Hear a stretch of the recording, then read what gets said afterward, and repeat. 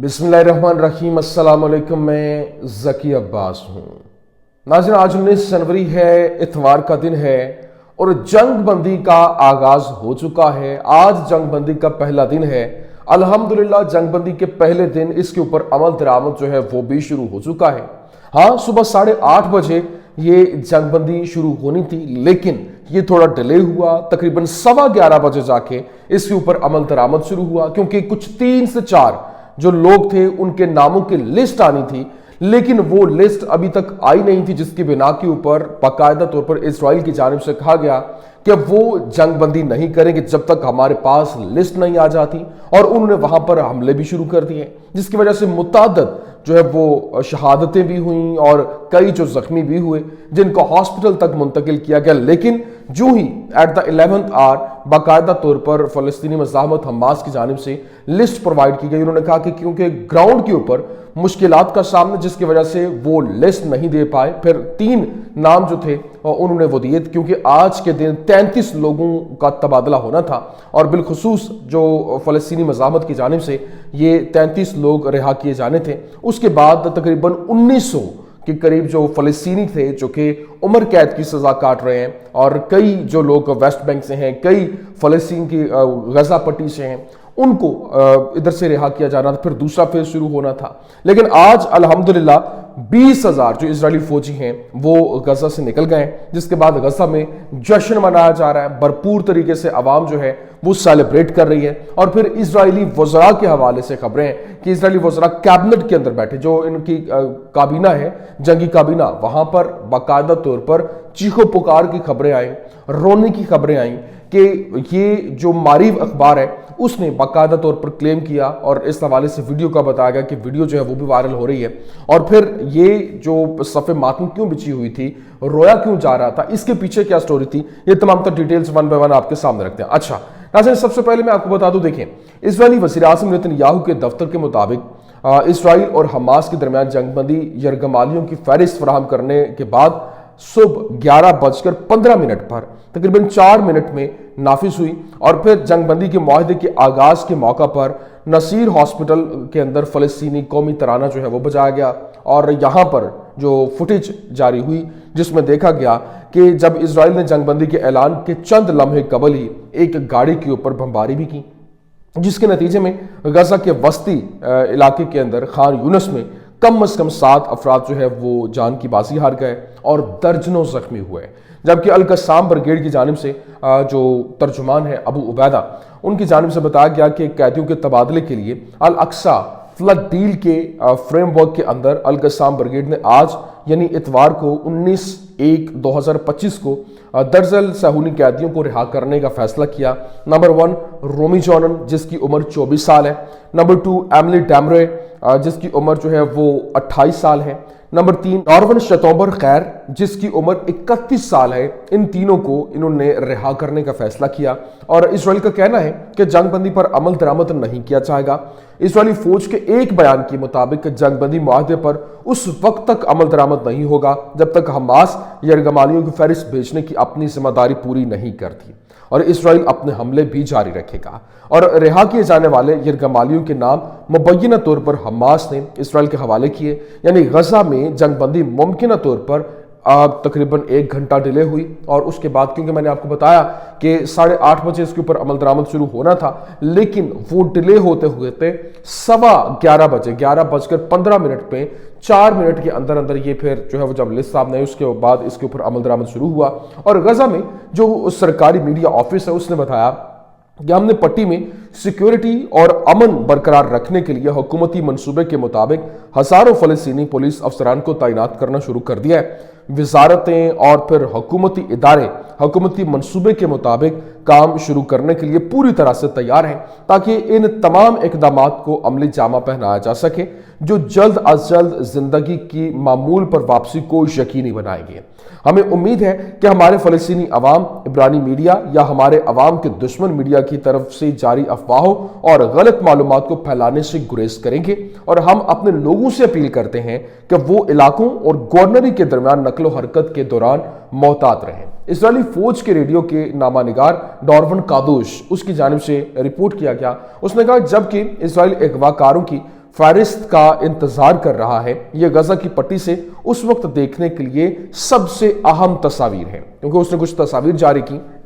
جس میں اس نے لکھا کہ یہ غزہ کی پٹی سے اس وقت دیکھنے کے لیے اہم ترین تصاویر ہیں، اور حماس اپنے پک اپ ٹرکوں میں سبز ہیڈ بینڈ کے ساتھ اور غزہ پولیس کی وردیوں کے اندر حماس کے پولیس اہلکار ہجوم کی خوشی کے لیے پوری پٹی میں دوبارہ تعینات ہیں، اور حماس کی جانب سے جس نے جنگ کے دوران غزہ کی پٹی کے کسی بھی حصے پر اپنا کنٹرول یا گرفت نہیں کھوئی سوائے ان علاقوں کے جو مکمل طور پر خالی کر دیے گئے تھے، ان اوقات کا فائدہ اٹھا کر غزہ کے شہریوں پر اپنی گرفت اور حکمرانی کو مزید مضبوط اور مستحکم کر رہی ہے۔ اسرائیل نے بیت حنون اور جبالیہ سے، بیت اللحیہ سے، وسطی رفح سے فوجیں نکالی ہیں، اور اس دوران حماس نے دوبارہ تعینات کیا ہے اور بڑی تعداد میں شہریوں کو کنٹرول کرنا جاری رکھے ہوئے ہیں۔ 1 سال اور 3 ماہ گزرنے کے باوجود اسرائیل ابھی تک غزہ میں حماس کی حکمرانی ختم کرنے اور متبادل حکومت تلاش کرنے میں کامیاب نہیں ہو سکا ہے۔ اور اب عبرانی میڈیا جو رپورٹ کر رہا ہے، عبرانی میڈیا نے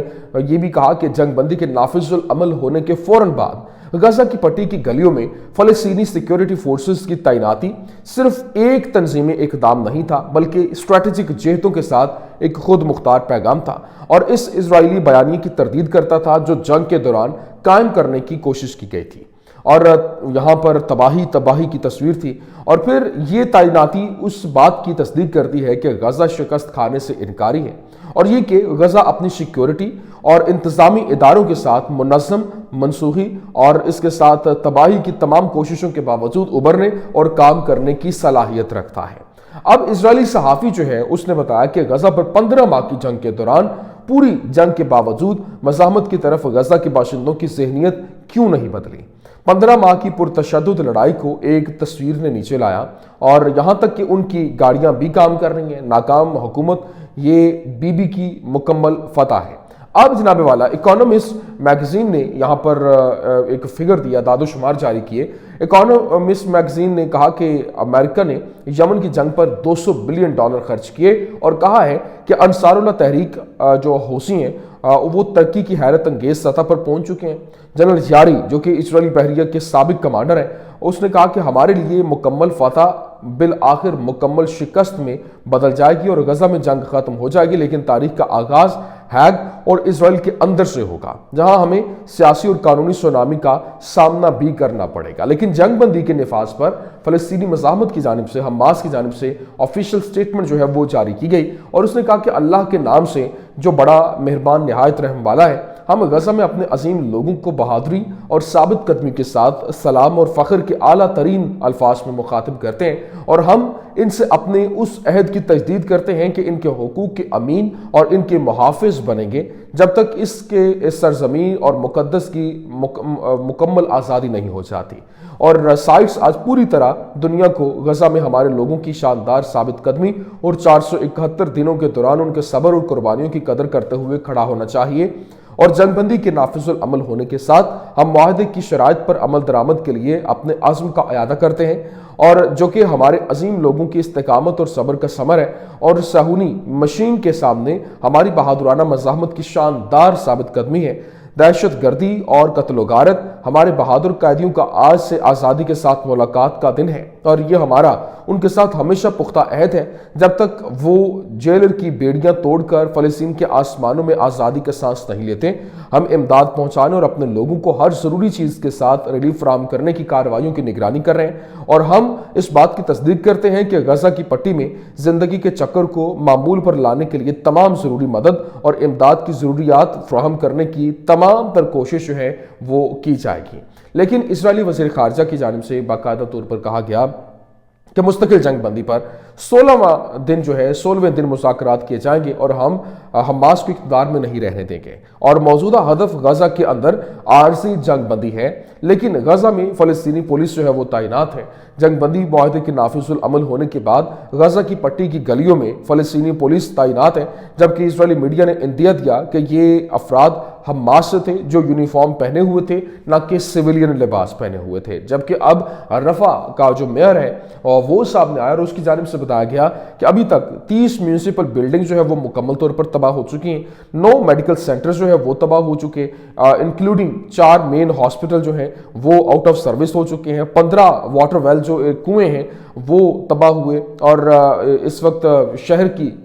जो एक हालत है वो अबतर है। जबकि 90% जो रेजिडेंशियल यूनिट्स हैं, जो रिहायशी घर हैं, वो मुकम्मल तौर पर मलिया मेट हो चुके हैं, तबाह हो चुके हैं। लेकिन अभी बाकायदा तौर पर बताया गया कि यहाँ पर जो ऑफिशियल अनाउंसमेंट के अकॉर्डिंग जब जंगबंदी हुई है तो तकरीबन 100 के करीब जो इमदादी ट्रक्स हैं वो जनाब वाला करीम शालोम बॉर्डर गेट जो है सदरन गजा से वो एंटर हुए और वो अवाम तक उनको पहुंचाया जा रहा है ताकि वहाँ पे उनको फैसिलिटेट किया जा सके। और अभी जो मारीव अखबार है उसकी जानिब से रिपोर्ट किया गया और मारीव अखबार ने बताया, जो इजरायली अखबार है उसने बताया कि जो इजरायली काबीना है वो सराज जहाँ पर मौजूद थे वहाँ पर भरपूर तरीके से चीखो पुकार हुई और कहा गया कि ये हम किस तरफ जा रहे हैं, ये मुआहदा हमारे लिए बिल्कुल भी सूटेबल नहीं है, क्योंकि यहाँ पर जो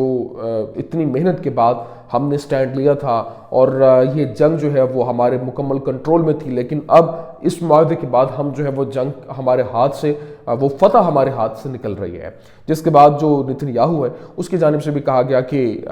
वो भी अफसरदा है कि इस तरह का फैसला लेने से, क्योंकि स्टीव विटकॉफ की जानिब से जो एक पैगाम पहुंचाया गया था डोनाल्ड ट्रंप का, डोनाल्ड ट्रंप ने दो टोक अंदाज में कहा था कि फिल फॉर जंग जो है वो बंद होनी चाहिए। और ये जंग बंद होने के हवाले से यूँ कह लें कि जो एक धमकी आई थी, कहा गया था कि अगर 20 जनवरी से पहले ये जंग बंद ना हुई तो वो इसको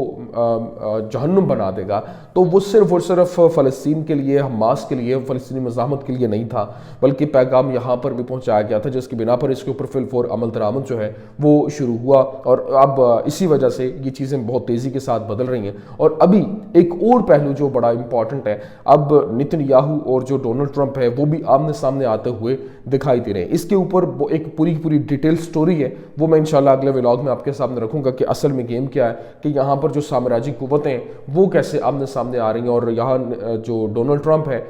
वो और नेतन्याहू, क्योंकि नेतन्याहू मानने के लिए अभी भी इनकारी है, क्योंकि उसको मालूम है कि उसने ये फैसला तो ले लिया है और वो किसी भी वक्त जंग को दोबारा से शुरू कर सकता है और ये नई लड़ाई जो है वो शुरू हो सकती है। और अगर नई लड़ाई शुरू होती है तो ट्रंप की जानिब से क्या रिटेलिएशन होगी, क्या किस तरह से ट्रंप इसको काउंटर करेगा, क्योंकि ट्रंप ने ये अपने कल ऑफिस होल्ड करना और उससे पहले ये अनाउंसमेंट जो है वो उसने करवा दी और जंग बंदी भी हो गई है। और अगर इसकी खिलाफ वर्जी होती है तो फिर अगला क्या प्लान होगा, आगे पूरे का पूरा मंजरनामा क्या होगा, वो चीज़ें जो है वो भी खुलकर सामने आ गई हैं। वो इंशाल्लाह अगले व्लॉग में मैं आपके सामने रखता हूँ। उम्मीद करते हैं वीडियो आपको पसंद आई होगी। पसंद आने की सूरत में लाइक कीजिए, शेयर कीजिए और हमारे चैनल को सब्सक्राइब करना मत भूलिएगा। शुक्रिया।